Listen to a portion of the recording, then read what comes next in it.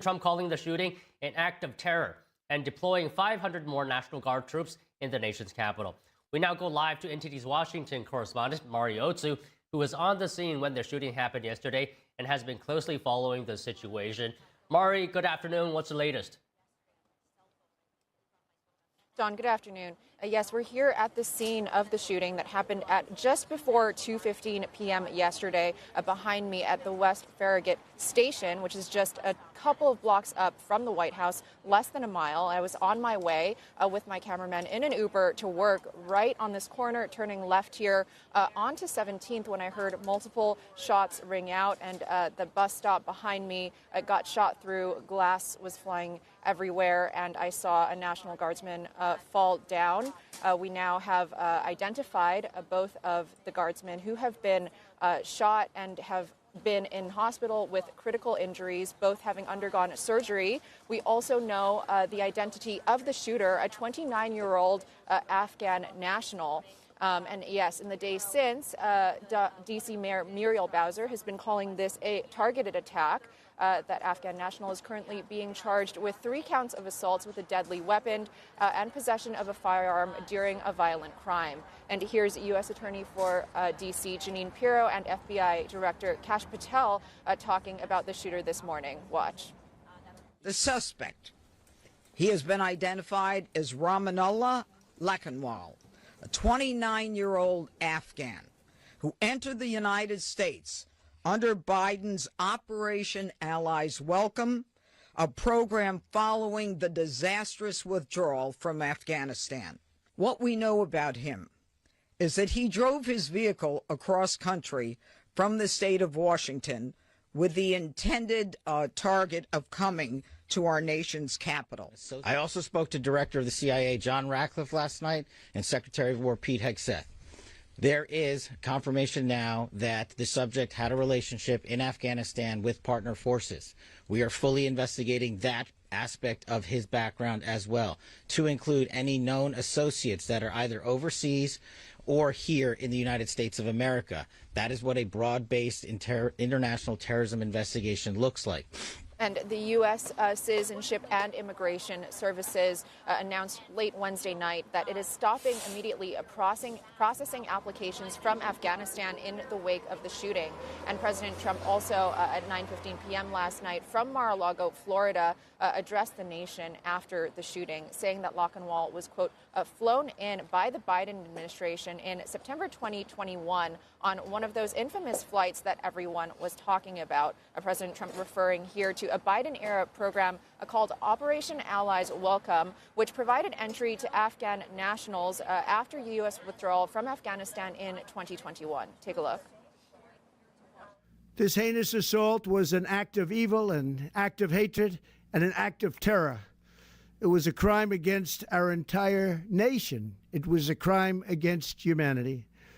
The hearts of all Americans tonight are with those 2 members of the West Virginia National Guard and their families.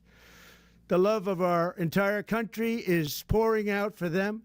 We must now re-examine every single alien who has entered our country from Afghanistan under Biden, and we must take all necessary measures to ensure the removal of any alien from any country who does not belong here or add benefit to our country.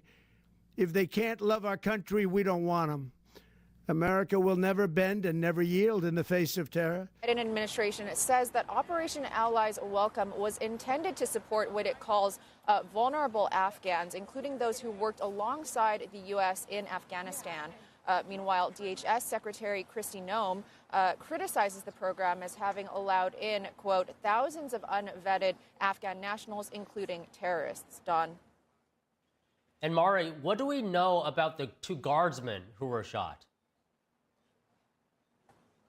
Sure, Don. So Jeanine Pirro this morning has identified the 2 wounded members of the National Guard as 20-year-old Sarah Beckstrom and 24-year-old Andrew Wolf. Both are members of the West Virginia National Guard. And a few months back, when President Trump mobilized the D.C. National Guard on August 11th, 300 Guard from West Virginia were deployed to Washington, D.C., and 160 then volunteered to extend their service and remain in D.C. until the end of the year. The rest of their unit returned home last week. And Governor Patrick Morrisey of West Virginia last night praised the two soldiers, adding that West Virginia would never forget their service and sacrifice. And Attorney General Pam Bondi says this about the two soldiers this morning. Watch. I'd like to add something about the young woman. She volunteered to be there on Thanksgiving, working today. She volunteered, as did many of those guards, men and women, so other people could be home with their families. Yet now their families are in hospital rooms with them while they are fighting for their lives. So, just pray, everyone pray today for these two soldiers, these two guards, the man and woman. They are heroes. They are the best of the best. They are working so we can all go to church, so our kids can go to school, so we can celebrate Thanksgiving with our families. Yet this horrific tragedy happened right now, and these families are having Thanksgiving at the bedside of their children and their family members.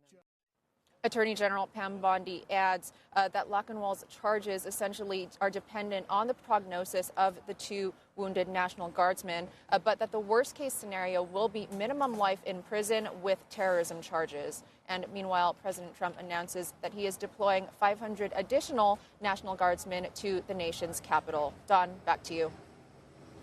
Okay, Mari, thank you for the report. The Pentagon says it's ordering 500 more National Guard troops into Washington, D.C. following yesterday's shooting. Secretary of War Pete Hegseth says the deployment comes at President Trump's request. In fact, this happened just steps away from the White House. It will not stand. And that's why President Trump has asked me, and I will ask the Secretary of the Army to the National Guard, to add 500 additional troops, National Guardsmen, to Washington, D.C. This will only stiffen our resolve to ensure that we make Washington, D.C. safe and beautiful. And the investigation is ongoing regarding the shooting of two National Guard members in Washington, D.C. yesterday. Joining us to discuss is Taylor Hathorn,